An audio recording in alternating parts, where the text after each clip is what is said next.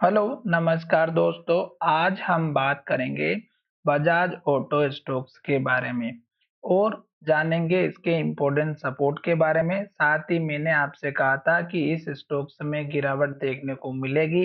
Reason क्या था? इस स्टॉक्स में एक के बाद एक हाई बन रहा था, ग्रीन कैंडल बन रही थी और हाई के पास क्लोज हुआ था।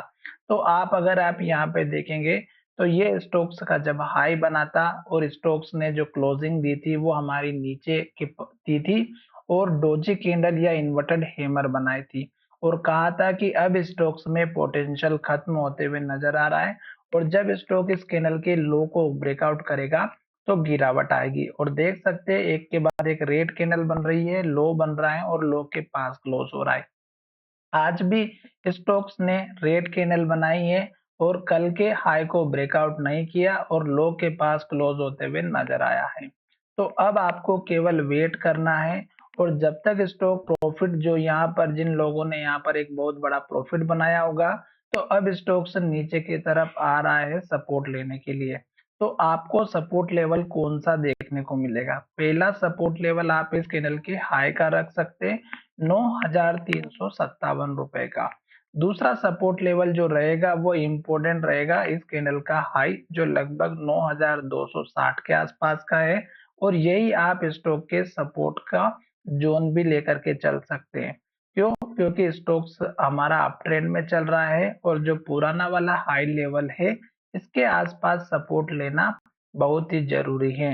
अदरवाइज स्टॉक्स में और गिरावट देखने को मिल सकती है और फिर स्टॉक का सपोर्ट लेवल हमारा और नीचे देखने को मिलेगा 8,700 के आसपास का। तो 8,700 के आसपास का फिर आपका एक इम्पोर्टेंट लेवल बनता हुआ नजर आ सकता है। तो इसलिए अभी स्टॉक से नीचे आ रहा है तो केवल आपको वेट करना है रेड कैंडल का। जैसे यहाँ पर एक के बाद एक रेड कैंडल बनी हुई थी, लो बना हुआ था, तो आपको केवल वेट करना है। जब तक स्टॉक रेड कैंडल और लो बनाएगा तब तक तो एटलीस्ट वेट करना है। साथ ही स्टॉक अगर हमारा यहाँ से सपोर्ट लेकर के ऊपर की तरफ जाएगा तो फिर से आपको इसी कैंडल के हाई के आसपास का टारगेट लेकर के चलना है, 10,000 के आसपास का। और फिर जब ये लेवल ब्रेकआउट हो जाता है तो फिर आपको ये जो मैंने एक ट्रेंड लाइन बना करके बताई है जो कि इस कैंडल के हाई को और इस कैंडल के हाई को जोइन किया है, तो वो आने वाले समय में आपके टारगेट का काम करेगी। जल्दबाजी नहीं करें। रेड कैंडल अगर बन रही है तो एंट्री नहीं लेना है और अगर ग्रीन कैंडल बन रही है तो अपना प्रॉफिट पूरा लेकर के जाना है।